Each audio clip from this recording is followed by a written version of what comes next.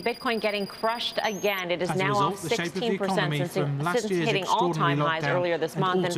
But the bank also pointed to tens of billions of pounds in extra savings by households who have not been able to spend, but at some point could be unleashed. Another much-needed shot in the arm. Assalamu alaikum, and welcome to another episode of Focus on Finance. In today's episode, we're talking about money. Joining me in the studio, I have Niazi Hoolash, an accountant by profession, and Shameem Jamal Ahmad, a missionary, both based here in Mauritius. Assalamu alaikum. Walaikum salam. Earlier, we asked members of the public what they understood by money. Let's hear what they had to say. Bon, pour moi, l'argent, comme on dit, c'est un bout de papier, mais c'est un bout de papier qui nous tout peut servir quotidiennement. C'est dans la vie de tous les jours. Hein. L'argent, c'est un moyen qui permet nous subvenir à nos besoins, premièrement. Parce que de nos jours, si nous prenons l'argent, ben, nous ne pouvons pas acheter des affaires qui nous besoin. Donc pour moi, plutôt l'argent, c'est plutôt une affaire qui nous servit quotidiennement dans la vie de tous les jours. L'argent, c'est une forme. Il prend une forme billet, roupie, coin. Mais c'est un pouvoir qui nous appelle un pouvoir d'achat. Nous pouvons acheter, en fait, nous pouvons gagner beaucoup de choses avec l'argent. Nous pouvons acheter beaucoup de choses avec l'argent. Et nous besoin l'argent pour nous vivre. Maintenant, là, je trouvais que l'argent est bien important dans notre vie. Avec le Covid qui passait, qu'il y a beaucoup de monde qui bien besoin l'argent en ce moment. Mais l'argent est vraiment important pour la vie. L'argent, pour moi personnellement, il permet de pouvoir vivre. Beaucoup disent que l'argent ne fait pas le bonheur, mais il est nécessaire pour acheter des basic needs. Par exemple, manger, des provisions, linge, habiller, etc. Sans ça, il est au chemin, malheureusement. L'argent, pour moi, c'est une affaire qui contribue dans le bonheur. Il ne pas faire le bonheur, mais il contribue. Parce que sans l'argent, peut-être nous n'avons pas de quoi manger, pas de linge pour mettre, pas réussir à construire une maison, ainsi de suite. Au début, c'est une invention. Nous commençons par le barter système. Et là, il a changé. Nous commençons avec pierre, côté argent, gold, tout ça là, et maintenant nous créons l'argent avec la C. C'est ça qui crée l'argent. Vous pensez que c'est nous-mêmes qui créons l'argent. Les vignes, l'écosystème, l'eau qui choses qui commandent les retourner. Parce qu'il y a du monde, comment dire, moi, c'est une chose avec toi. Toi, tu as quelque chose qui est du monde, il y a l'aime, il fait un rond au fait. Au fait, c'est nous-mêmes, entre nous-mêmes, qui nous créons l'argent. C'est qui ça nous crée l'argent? Non, pas vraiment. Mais je connais le mot argent ne date pas depuis hier, ça date depuis très longtemps. En fait, l'argent, il tient une autre forme auparavant, c'est le système. C'est-à-dire, moi, de nous, un calebasse ou de moins de 0. Oui, quand il vient une pièce, même avec un papier, c'est là mon partenaire qui l'invente. So, some interesting views on money from members of the public. Earlier, in an earlier interview, we also asked Danyal Arif the same question, what is money? Let's hear what the expert view is on what money is. So we often describe money through its three functions. As something generally accepted as a medium of exchange, as a measure of value, and as a means of payment. But I think what is important to understand is that money everywhere plays the role of blood in the human body. The best analogy is that with the human anatomy. The economy is the human body, and money is the blood that irrigates it. So currency is it's a polymorphic and ambivalent object. It can be both what we call, a private good. The quantity of money I have belongs to me exclusively, but also a rival good. The quantity I have deprives others of its use if I don't spend it. So money is, on the one hand, a facilitator of exchange and therefore a connection between people. But very quickly, it can become a source of indecent inequalities when it is desired for itself and diverted from its primary purpose. So some words of deep wisdom there about money and its function. Niazi Saib, but in simpler terms, what is money? Well, thank you, Shafique Saib. Money can be defined by its primary function, which is basically something we use to pay for something else. And in that sense, money can be considered a medium of exchange, something that is accepted by others in return for providing a good or service. Money these days takes the form of banknotes and coins, and in certain ways as well, electronically, through credit cards, etc., bank transfers. That is also money. And the reason it has value today is because there's that element of trust and is accepted by people. Since there is a relative certainty that if I'm giving you a dollar bill, like say $100, the $100 I'm giving you, you will give me a service for it. Let's say I'm going to buy this glass for you from $100. You have the confidence that with that $100, if you want to go and buy something similar, a glass, you would be able to buy it elsewhere for the same price. So there's that system of trust which makes money what it is today. People believe in it, it is accepted, it is backed by institutions, generally central banks. So that, in a large way, is money. There are new forms of money as well, but we can talk about that. And money is not a new concept. Money has been for centuries. At the start of Islam, money was a known concept. What does Islam teach us about, what does Islam say about money in general?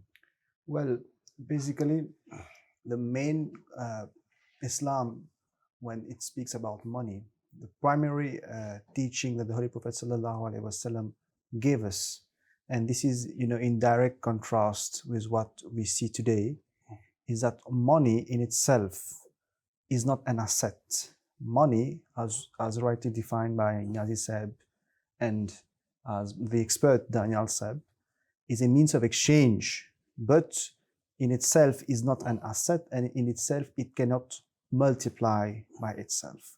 So this is where, at the very beginning, Islam, it's a big contrast from what we see today with the whole system of interest, where we find money multiplying, over and over again. The Holy Prophet ﷺ, like we've mentioned quite extensively in many previous episodes, both in the Holy Quran, Allah the Almighty has condemned interest, and the Holy Prophet ﷺ has done so as well in many of his ahadiths. But one point I wish to make here, the Holy Prophet ﷺ condemned interest generally, spoke about it in general terms. But there's one hadith where the Holy Prophet ﷺ spoke about those commodities that were being considered used as money, at the time, 15 centuries ago.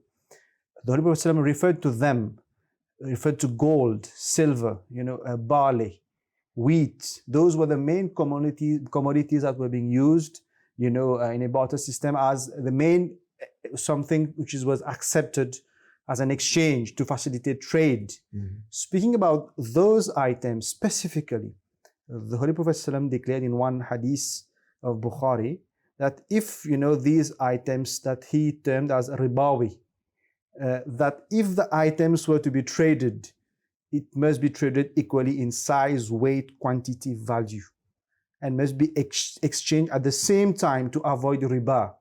So the Holy Prophet ﷺ knew from the onset that if we are going to use something as a means of exchange, then we should ensure that all the precautions are taken and all the avenues are shut for riba, for interest. And today, we see how, unfortunately, in the economic system of the world today, how this has been overlooked, with the consequences that we can all see. Interesting points. Money is primarily a means of exchange, but it has some other functions as well. I earlier interviewed Dr. Wasim Khan, who's based in the UK, and he's a finance expert. And we covered a lot of these topics. And let's play the interview. And I started by asking him to introduce himself. My name is Wasim Ahmed Khan, and I'm originally from Pakistan, currently living in London. I have been in the international finance business for almost 25 to 30 years, and have dealt with different banks in my life in different parts of the world. How would you define money? So there's an old saying in English which says money is a matter of functions for a medium, a measure, a standard, and a store. And it's a medium of exchange where you use money to buy your loaf of bread, your pint of milk, and your cheese, and everything else. It's a common denominator that's used for different purchases and sales. It's also a unit of account where every good or service in the world is measured in a common denominator, which is money. And so you could say that apples can be worth $10 a bush, a bag, or $5 a bag. And it also allows you to compare the quality of products by using money, which is that at some store, the same bag of apples is $10, another store, it's $5. And then you try to figure out why the difference is there. There's a difference in quality and so on. So there's a comparative element involved in there. The third is that it's a deferred, it's a standard for deferred payments. And what we mean by deferred payments means that you buy something today and you continue, or you pay for it later on. So for example, a mortgage on a house is a deferred payment because you pay it over a period of 25 to 30 years. Some people who buy white goods, for example, washing machines or refrigerators today, and pay it over in installments the next couple of years. So it's a standard, it's the same money, it's a standard that's being used to pay for goods and services on a deferred basis, especially goods. And the fourth element is that of a store of value. And a store of value essentially means that the value of money more or less will be the same today as tomorrow as it is today. Of course, inflation has a role on it. And when inflation rises, it depletes the value of money. But it's a slow and steady progression. It's not something like that it will be, a car will cost $20,000 today, and tomorrow it will be worth $5,000, and then the next it's going to be $18,000. No, it's not going to be that way. It's a slow progression with inflation. Inflation eats up into the value, into the storage value of money. How did the system of money develop? So essentially, in the olden days, there was no money and there was a barter system. So the farmer who needed to buy shoes would offer grain to the cobbler for a pair of shoes, and the cobbler who needed clothes would offer the shoes to a tailor or a cloth maker to buy the cloth for himself. Now, the problem in that was that you had to find people who had similar interests, similar demands, similar requirements. So the cobbler had to find a farmer who was looking to get shoes, and the cobbler would have to find a cloth maker who would be looking to buy shoes to provide. There was no common denominator, and the economic system was very difficult to progress. So money was then introduced, and money was introduced as a common denominator where people could, without trying to figure out who would be looking for what service or what good, could go out and utilize that common denominator called money, be it a banknote or be it a tablet or be it something else, to use that to buy what they wanted to. And then the person who sold them that could go out and buy what they wanted to whenever they wanted to. So that was basically where we are today. Now, what is money in itself? It's basically coins. It's basically notes that the banks issue or the central bank of a country issues. There is no intrinsic value to money. It's paper or coins, which is metal. We cannot wear money. We cannot eat money. But what we could do is we could buy goods and services with that money to eat. We can buy the loaf of bread and the pint of milk, and we buy the clothes at the store and the shoes at the store with that money. Was it always the case that governments created money? So initially it was coins and notes, and yes, the government produced coins and notes through its arm called the central bank. And the notes and the coins that the government produced were backed by the full faith and the strength of the government and the economy. Then later on in recent years, that money has developed into what we call as credit cards. So you don't need the coin in your hand. You don't need the paper money, the dollar or the pound or the shilling in your hand to go out and buy your loaf of bread. You can use your credit card to do that. So the credit card serves as a money.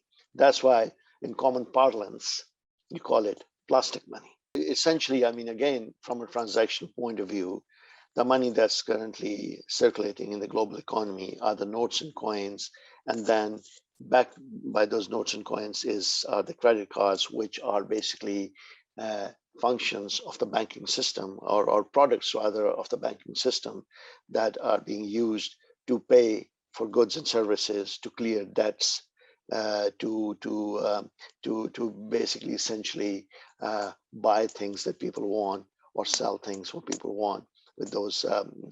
So money, credit cards, anything else that could be used to facilitate the exchange of, for example, serve as a medium of exchange or serve as a store of value, those four functions or a unit of account is essentially money. So where does Bitcoin and other cryptocurrencies fit in the universe of money? Sure.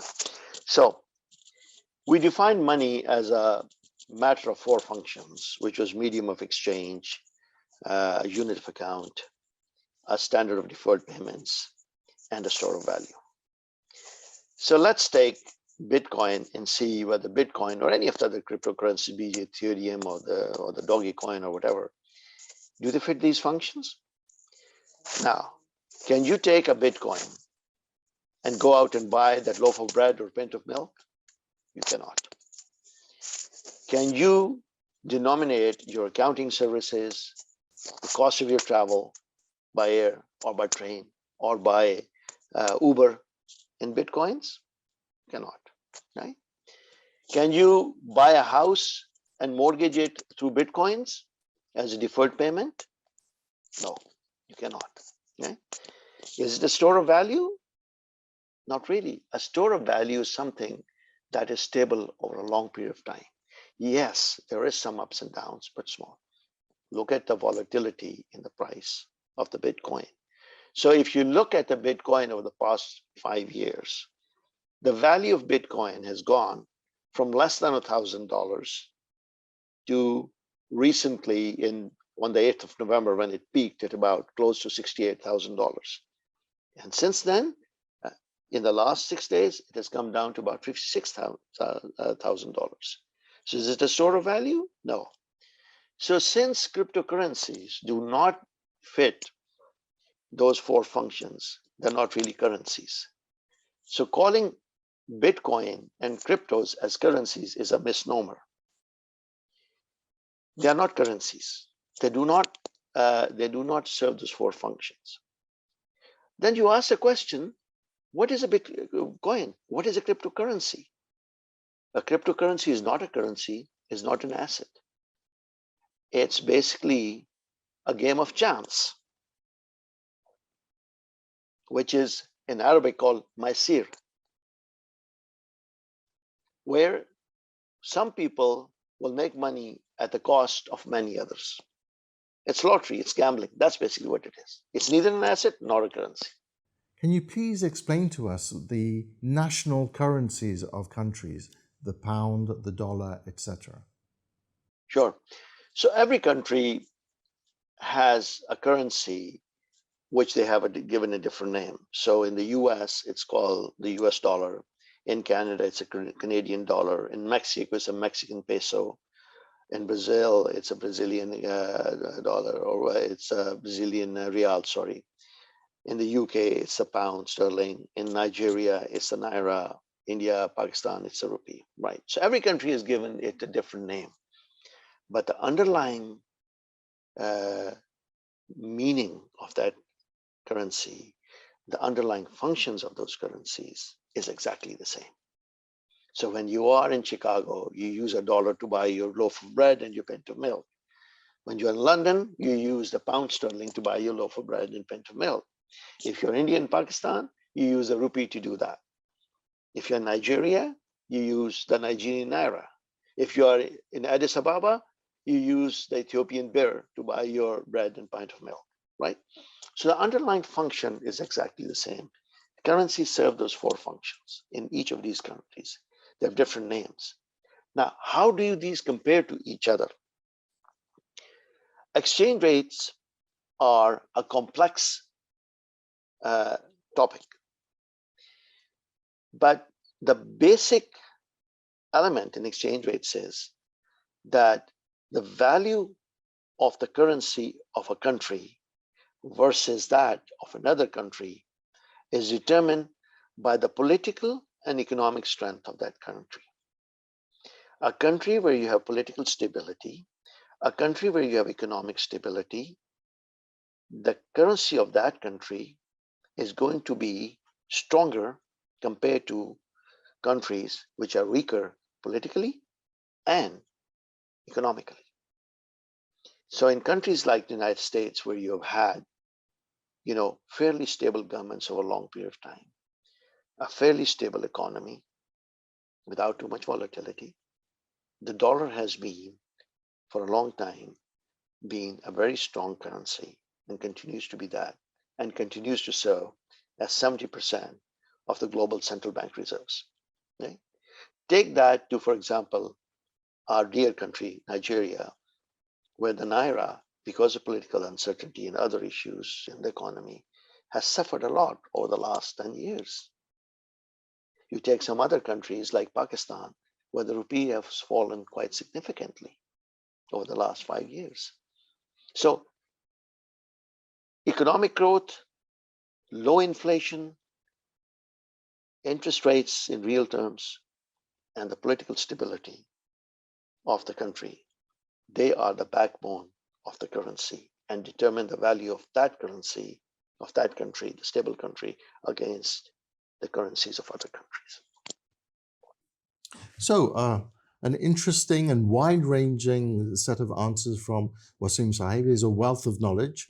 So he covered everything from where money was created, what is money, the functions of money, cryptocurrency, and exchange rate. I'd like to come back to who creates money. Many people would think it's the government that creates most of the money. Is that the case in reality today? Well, it might have been the case at some point in time in a distant past, but the reality today, surprisingly for many of our viewers, most of the money is actually created by a bank. So when we heard Wasim Khan Sahib speak, he mentioned the concept of base money. Base money is what the notes and coins in circulation, this is what the banks, the central banks, produce. Now, after the base money, there's the bank money, which is commercial banks. They create the money by giving loans, and when they give loans to people, there's a matching deposit which is created. In this way, we call that bank money. And then the total together is called broad money, which is the sum total of base money plus bank money. Mm-hmm. So in essence, if we look at statistics, 90% of the money in circulation is actually bank money created out of, nothing. Nothing. Yeah. So people think that when people deposit their money, that is the money that is lent out. No. In fact, there's the concept of fractional reserve banking, whereby, by law today, commercial banks are allowed to keep just a fraction of the money in actual money of the deposits they have, but they can give away in loans a much higher amount. In essence, it will be common to see fractional reserves around maybe 8 to 10%. Mm-hmm. They're banks, which means that if a bank has $100,000 in deposit, it can actually give out loans to $1 million. And don't forget, now if it's giving loan as $1 million, there's $1 million matching deposits which are created, which is how the money is created. And eventually, these deposits are there as the money goes around, and further loans will be given as you go along. So that is how money is created. Yeah. And it's amazing. When I first heard about it, I didn't believe it. Money is being created out of nothing. But the consequence of that also is when people repay their loans, money is destroyed. Definitely, it is destroyed. So when people are repaying their loans, so basically this money is getting out of the system and effectively it just vanishes out of the system.